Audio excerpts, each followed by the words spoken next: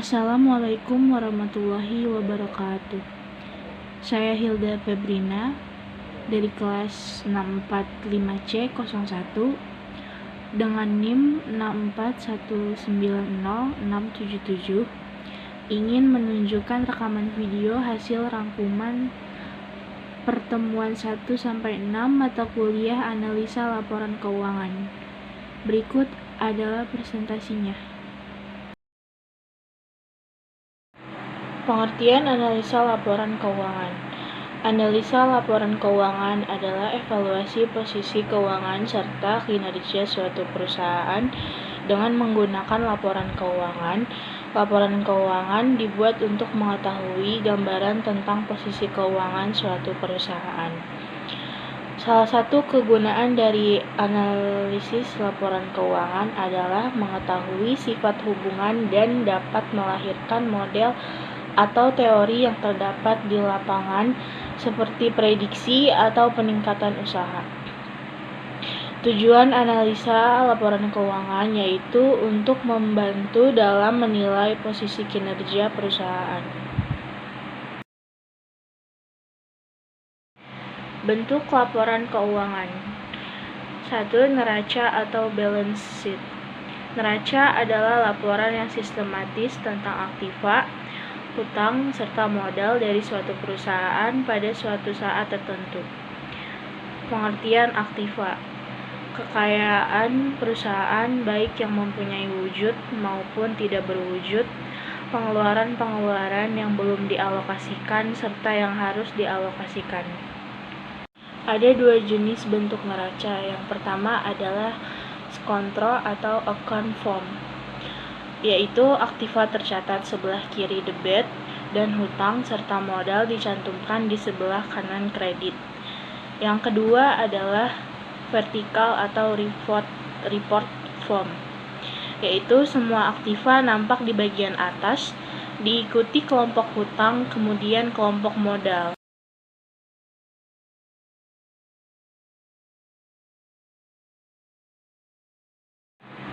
Analisis perbandingan laporan keuangan. Tujuan analisa: menilai posisi keuangan dan potensi atau kemajuan perusahaan. Faktor-faktor yang paling utama untuk mendapatkan perhatian oleh penganalisa adalah 1. Likuiditas, yaitu menunjukkan kemampuan suatu perusahaan untuk memenuhi kewajiban keuangan yang harus segera dipenuhi atau kemampuan perusahaan untuk memenuhi kewajiban pada saat ditagih atau kewajiban jangka pendek kurang dari 1 tahun. Yang kedua adalah solvabilitas, yaitu menunjukkan kemampuan perusahaan untuk memenuhi kewajiban keuangannya apabila perusahaan tersebut dilikuiditas. Yang ketiga adalah rentabilitas, yaitu kemampuan perusahaan untuk menghasilkan laba saham periode tertentu.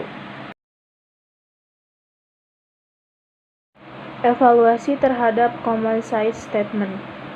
Laporan dengan persentase per komponen dari total aktiva yang telah diinvestasikan dalam masing-masing jenis aktiva dengan membandingkan persentase tersebut dengan persentase rata-rata industri, akan diketahui apakah investasi kita telah kurang atau melebihi batas-batas yang umum berlaku.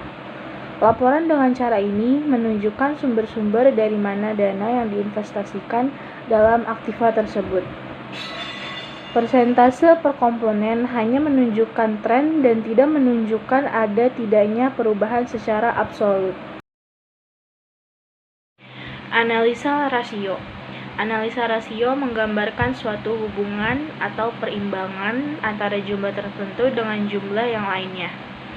Rasio likuiditas, yaitu ada current ratio, digunakan untuk menganalisa posisi modal kerja suatu perusahaan. Rumus dari current ratio yaitu aktiva dibagi hutang lancar dikali 100%. Yang kedua ada asset test ratio. Sering juga disebut quick ratio, yaitu kemampuan perusahaan memenuhi kewajiban tanpa memperhitungkan persediaan. Rumus dari asset test ratio yaitu aktiva lancar dikurang persediaan dibagi hutang lancar dikali 100%. Rasio solvabilitas. Para kreditor jangka panjang atau pemegang saham, walaupun berminat terhadap posisi keuangan jangka pendek, tetapi mereka lebih berminat dengan kondisi jangka panjang, karena kondisi yang baik dalam jangka pendek tidak menjamin adanya kondisi yang baik pula untuk jangka panjang. Karena itu perlu diadakan analisa rasio solvabilitas. Rasio solvabilitas terdiri dari yang pertama adalah rasio modal sendiri dengan total aktiva, yang kedua rasio modal sendiri dengan aktiva tetap, dan yang ketiga rasio aktiva tetap dengan hutang tetap. Rasio rentabilitas. Rasio rentabilitas digunakan untuk mengukur profit yang diperoleh dari modal-modal yang digunakan untuk operasi perusahaan atau mengukur kemampuan perusahaan untuk memperoleh keuntungan. Rasio rentabilitas terdiri dari yang pertama rasio operating income dengan operating asset, yang kedua turnover dari operating asset, dan yang ketiga return on investment atau disingkat ROI.